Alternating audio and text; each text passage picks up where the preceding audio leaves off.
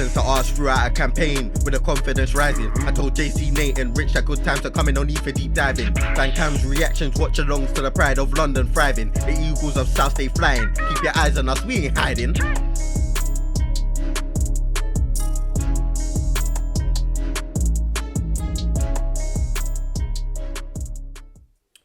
Yes, everyone, it's your boy Rich. It's not JC, he's on holiday having a well-deserved break. But it's your boy covering this week's Transfer Weekly. Now, it's obviously going to look a bit different because normally JC's pointing here, there, everywhere with graphics and stuff. But I'm going to see what I can work.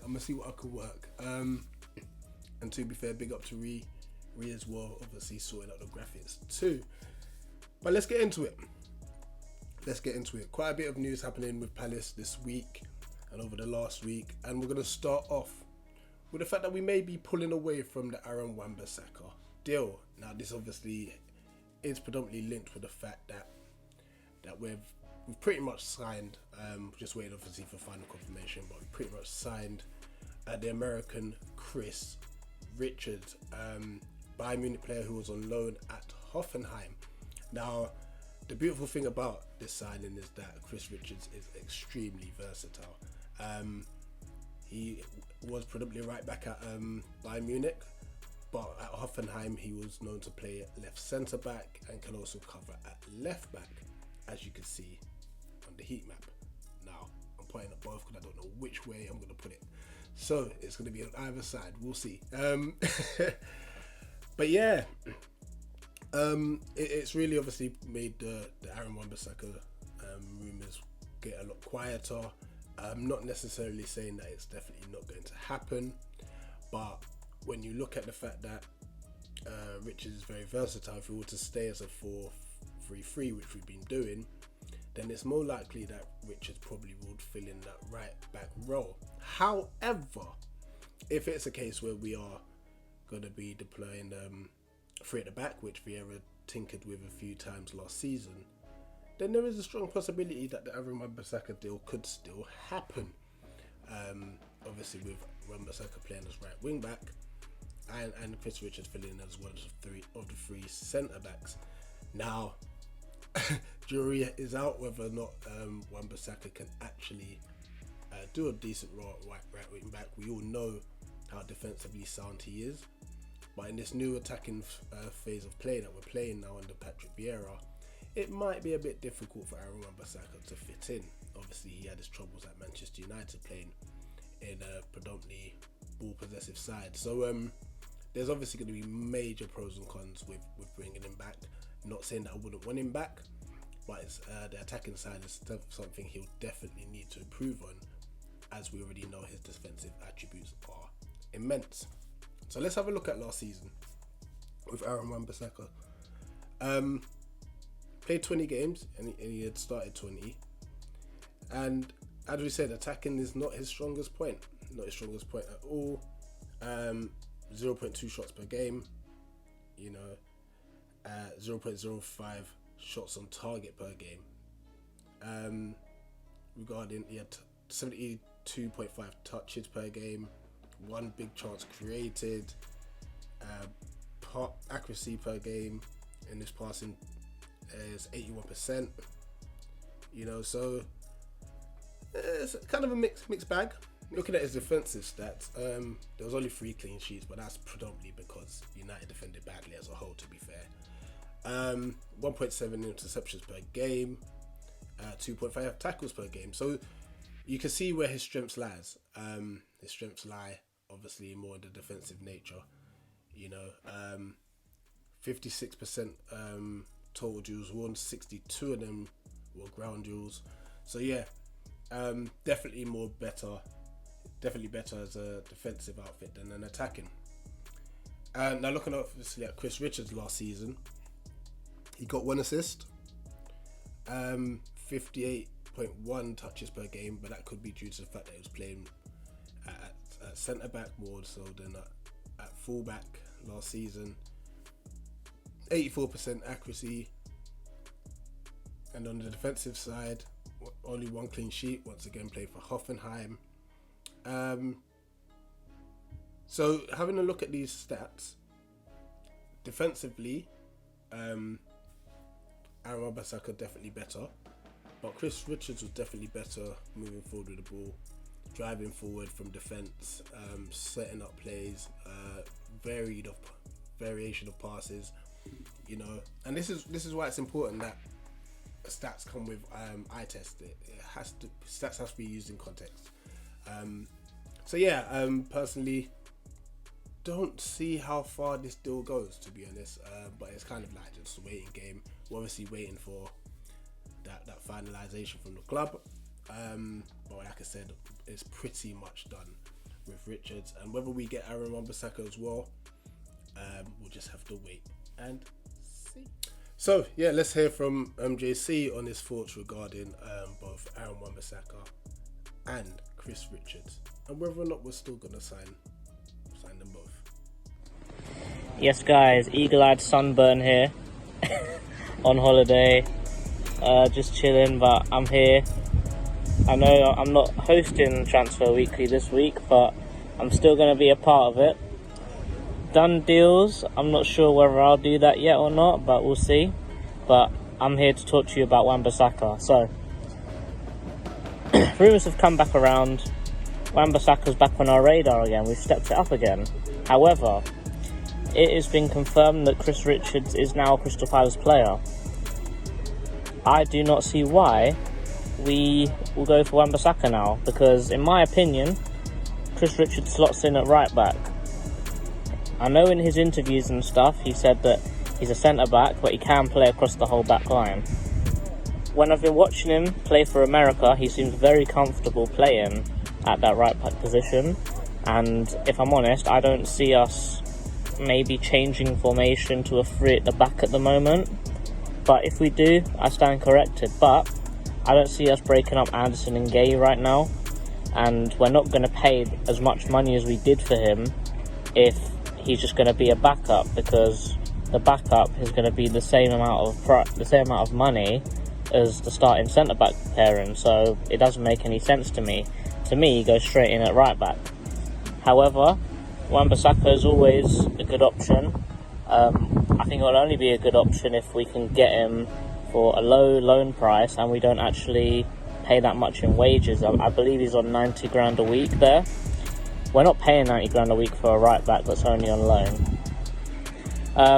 Honestly, I'd love to see Wan-Bissaka come in, but I think with Chris Richards coming in, I don't see a point right now.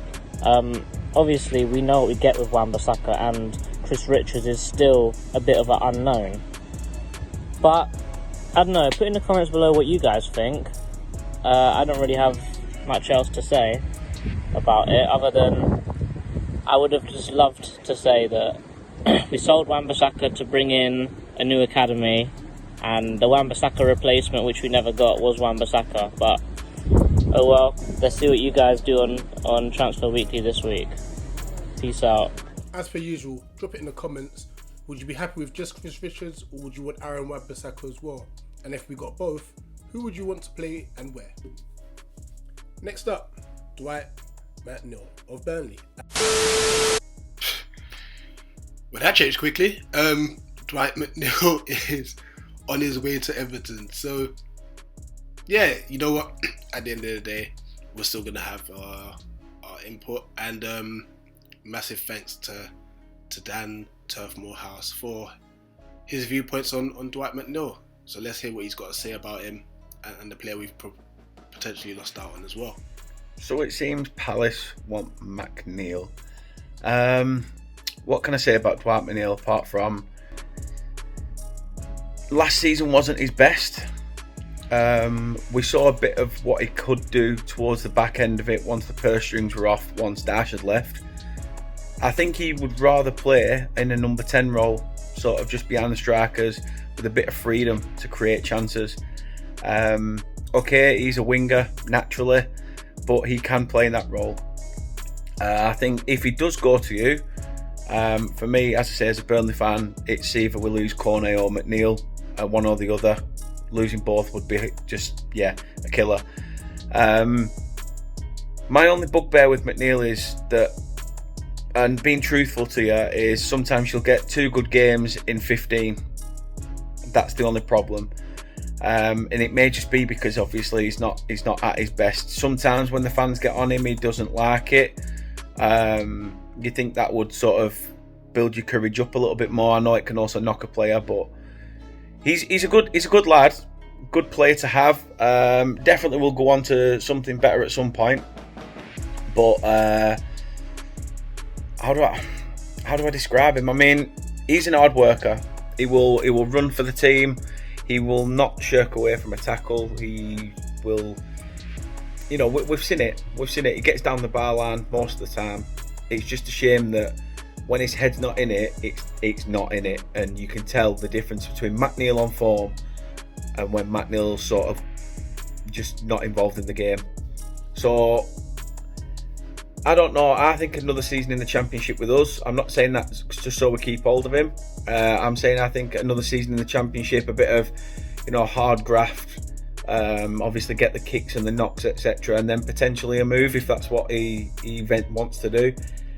But you can't go far wrong. And if it is 15 million that's reported for a youth prospect that came through, can't grumble at all. Just obviously, if he does go to you guys, look after him, take care of him, nurture him, make sure you get the best out of him. I'm sure Vieira will do that.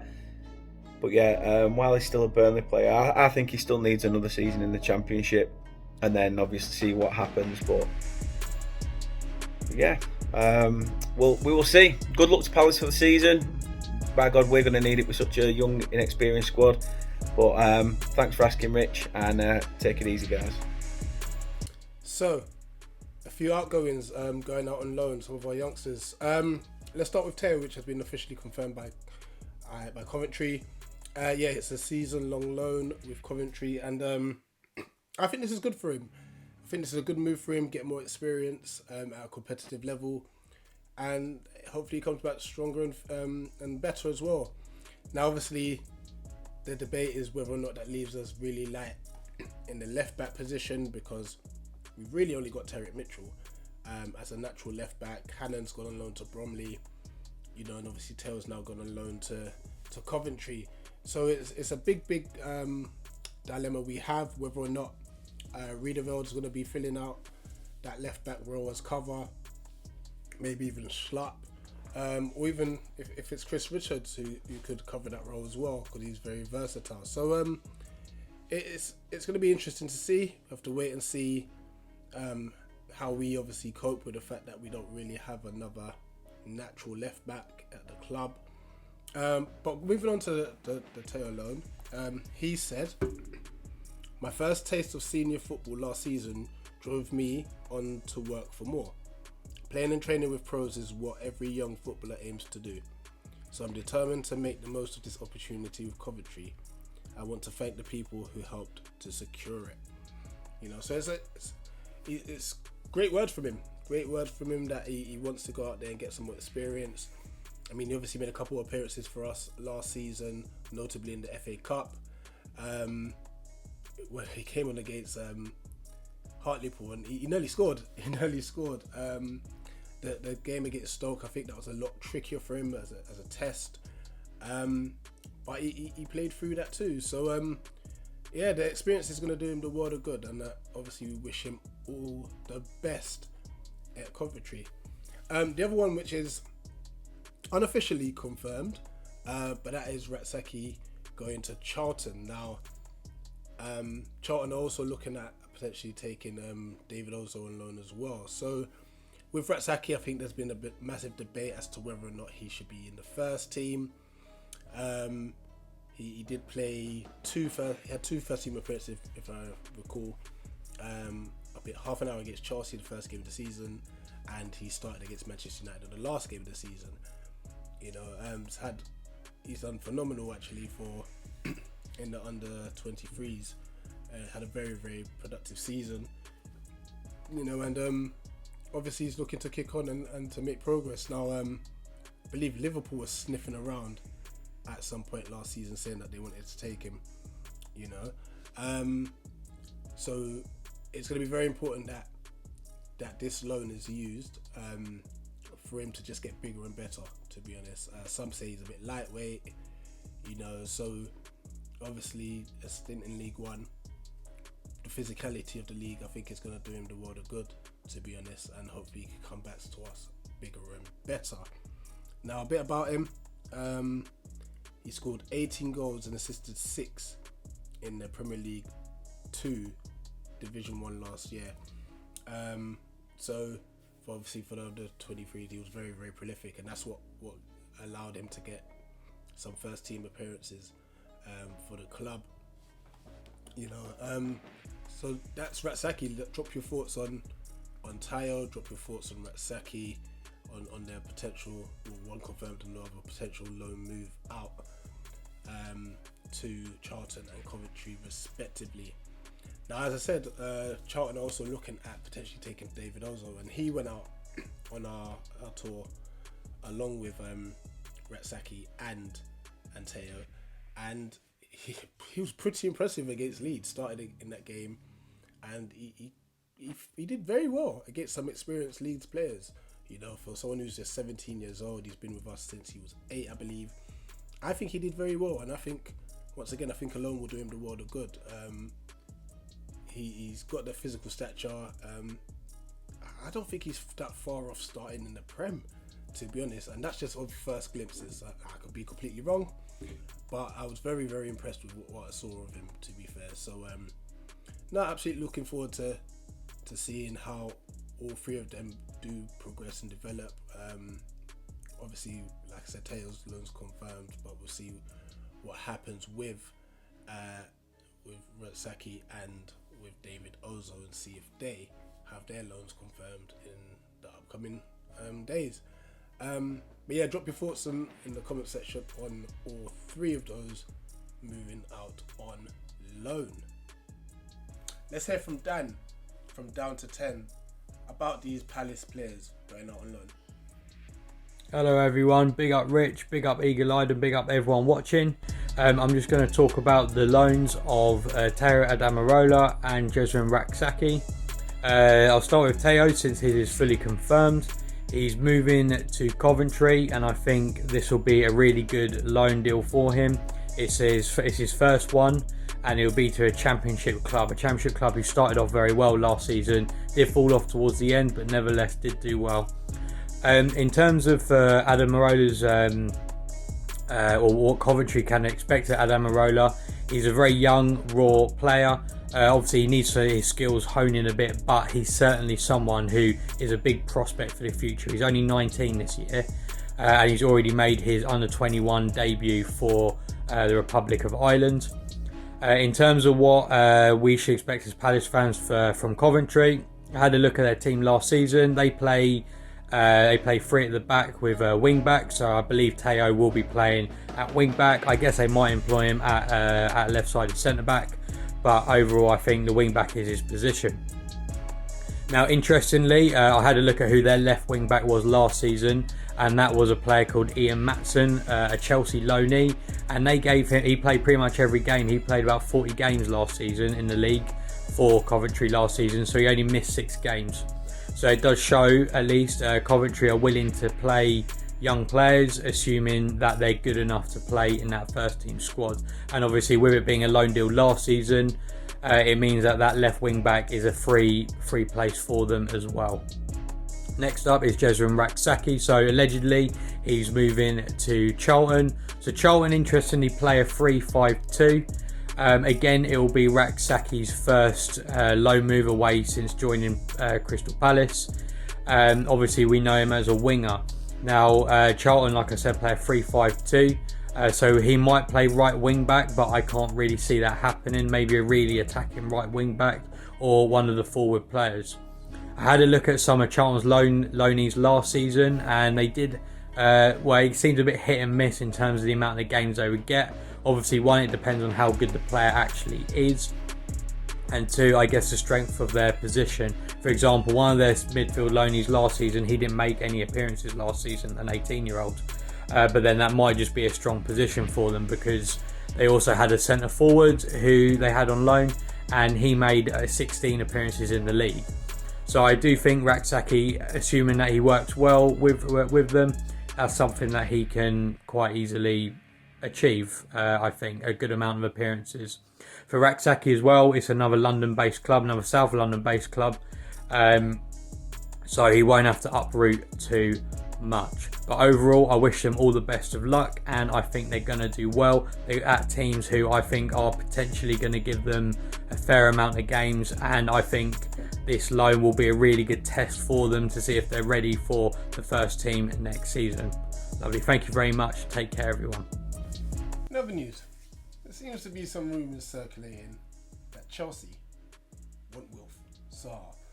I ain't going to spend too much time on this one because I just don't think it's going to happen. Now, obviously, we know he's got a year left on his contract, but that doesn't guarantee that he's going to make a move. We're going to have obviously a lot of work to do to make sure that either we give him a new contract or expect him to leave on the free next year. But yeah, I personally think this is a nothing story. He has had a very good pre-season, and he's recently tweeted that this is a big year ahead. So we're just hoping that he hits the ground running, obviously. But hey, like I said, to me, it's a nothing story. But let's hear what Nicky has to say about the whole matter. Wilfried Zaha leaving Crystal Palace. We've heard this story too many times. We've heard it with Arsenal linked with him. We've heard it with Tottenham linked with him. We've heard him linked with many teams on the mainland. Frankly, I myself am bored of listening to the ongoing saga of Wilfried Zaha potentially leaving Crystal Palace, Wilfried Zaha potentially putting in transfer request. Now it seems a team close in proximity to Crystal Palace are looking at him, and the question has to be asked: is this the move? Is this it for him? As Chelsea look to be a destination for our greatest of all time. The question is, will he fit into a Chelsea system? With Hakim Ziyech potentially leaving for AC Milan, there is a gap that can be filled by a well-known winger who's rapid, who's good on the ball, but does he have the temperament? On occasion we've seen him lose his temper, and we've had him throw tantrums. Now, I'll be the first to admit, I am not a big fan of that in terms of on the pitch, but he gets the job done. He scores goals, he passes, he runs like a madman. Wilfried Zaha is, in one word, passion. Passion for football. He's shown that across his entire career. Unfortunately, he didn't get the chance he wanted at Manchester United. So is this the second chance? Is this his only chance of potentially breaking into the European spectrum? This Crystal Palace fan is sceptical. Wilfried Zaha is not what he used to be. He's not young anymore. He's not the player who left us for Manchester United. So it's a good question of whether Wilfried Zaha will leave. The answer of which only lies with one man.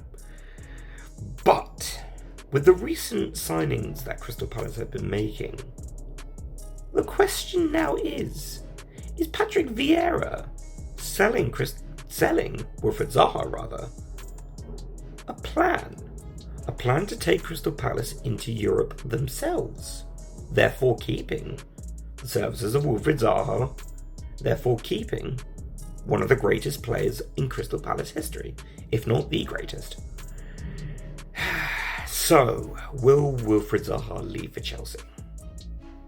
My opinion, no. Yeah, guys, drop your thoughts in the comment section as well on this rumour about Chelsea wanting Wilf Zaha. last bit of news is that Patrick Vieira has actually blocked a loan away from Sellers Park for Malcolm Ebioe, which shows how well he has come into the side and done on tour. The winger joined us. It was a free transfer, but we've paid Derby some compensation. I believe around the region of 1, maybe 2 million at most, for his services, obviously. And he's come in and he's been brilliant. He's been brilliant. Direct winger. Takes on a man. Left. Oh my gosh, what he did to Fred. Sat him down like mad. Very, like I said, very direct. Goes and takes set pieces as well. So a very good all-round winger. You know, young winger as well, with bags of potential. And like there was rumours that he may go on loan. Same with Luke Plange. I don't know what the situation with Plange is, but Patrick Vieira has said that Ebioe will be part of the first team plans, which is great news, especially with the fact that Olise isn't fit yet. Could we see him start against Arsenal? Maybe. I expect it to be Ayew, for obviously his work rate and experience, but don't rule it out seeing Ebioe playing some part in that game, in the first game of the season. So yeah, you know what, I'm not mad at this decision. I'm not mad. I always say if you're good enough, you're old enough, you know, and Vieira's clearly putting a lot of trust in him, which is a good sign for him, a very, very good sign for him. So yeah, here's our boy, our very own Nate, with his own personal views on the situation with Malcolm Ebioe. What's going on, people? It's your boy Eagle-Eyed Nate for Eagle-Eyed Football Transfer Weekly, and I'm here to talk to you about the news that broke recently that Malcolm Ebioe, who we signed from Derby County in the summer, it looks like Patrick Vieira wants to keep him at Palace for the upcoming season. Excuse me. I'm a big fan of that. I think it's good to see that we're trying to give him a direct path to the Premier League. Obviously, we don't know how serious Michael Olise's injury is. I think he picked it up towards the back end of last season. We all know that Jordan Ayew is nowhere near flavour of the month, so it's probably a good idea to have cover there for in the event of an injury. But yeah, I think it's a very good move by the club. Obviously, Raksaki looks likely to go out on loan, which I think is needed for him at the stage of his development. But yeah, I'm very happy to hear that Malcolm will be a part of the Palace first team, and hopefully he can have a good impact on the club. That's it from me, folks, really. I don't really have much else to say, but be sure to keep it locked to Eagle-Eyed Football, and thanks for watching. Up the Palace. So yeah, this is it for this week's Transfer Weekly. Big up to everyone that contributed. I'll make sure that their channel links or their Twitters or their socials, whatever it is, will be in the description, so please make sure you go and give them a follow or a sub.